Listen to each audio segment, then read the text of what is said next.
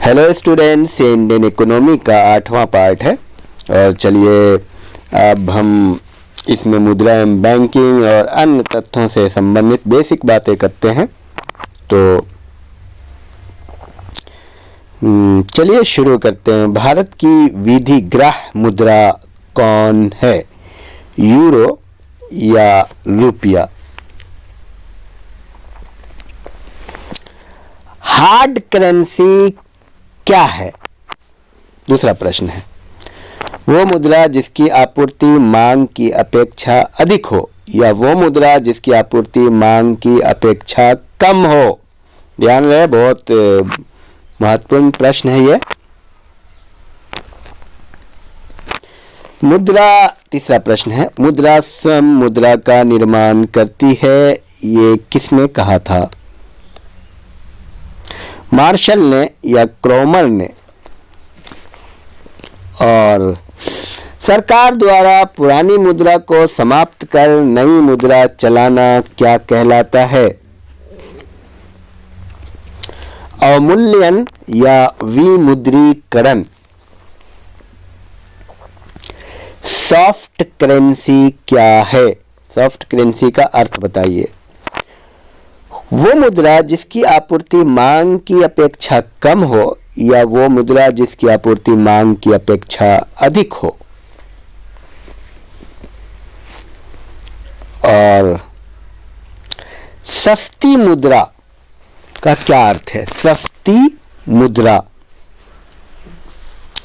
देश में उद्योग, व्यवसाय, उपभोक्ता को कम ब्याज दरों पर ऋण उपलब्ध होना या देश की मुद्रा का अंतर्राष्ट्रीय बाजारों में आसानी से उपलब्ध होना।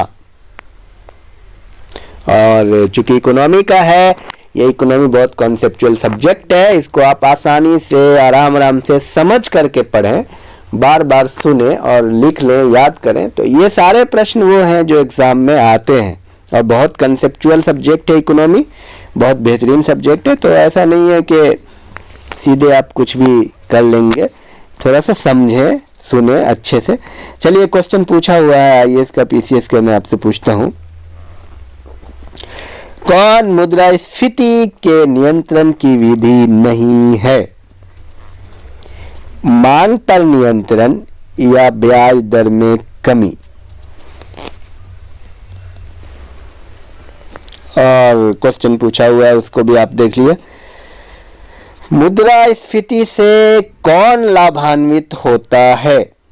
और मैं आपको ऑप्शन देता हूं, जो ऑप्शन आप चुनेंगे, बचतकर्ता, ऋणदाता या ऋणी?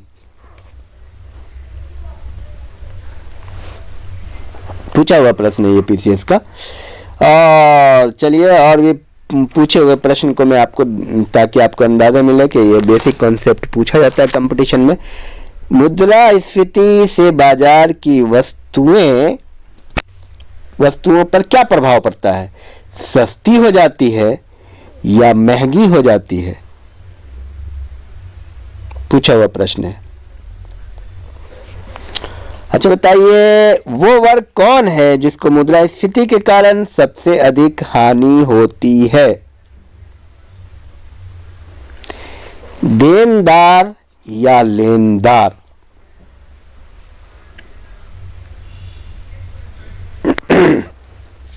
और मैं आपको नेक्स्ट क्वेश्चन पूछ रहा हूं, ये भी आईएएस में पूछा हुआ है और काफी इंपॉर्टेंट है, देख लीजिए। भारत में मुद्रास्फीति कैसे मापी जाती है? राष्ट्रीय आय अवस्थिति द्वारा या थोक मूल्य सूचकांक द्वारा? यह आईएएस का प्रश्न है। मुद्रास्फीति किस कारण से होती है? उत्पादन में कमी से या मुद्रापूर्ति में वृद्धि से? यह भी पूछा हुआ प्रश्न है।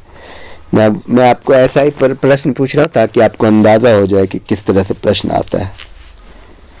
कौन सा बैंक भारत का केंद्रीय बैंक है? बहुत मशहूर प्रश्न है और ये तो आपको आता भी होगा। स्टेट बैंक ऑफ इंडिया या reserve bank of India? Bank की नई शाखाएं खोलने के लिए लाइसेंस कौन देते हैं? राज्य सरकार या आरबीआई? ये पूछे हुए प्रश्न है ये सब। तो मैंने आपको पूछा हुआ प्रश्न बहुत सारा बताया है और इसमें मिक्स है, संभावित भी रहेगा, सब तरह के प्रश्न रहेंगे। बहुत ही अच्छे प्रश्नों का संकलन है, इसको आप करते रहें। Thank you very much.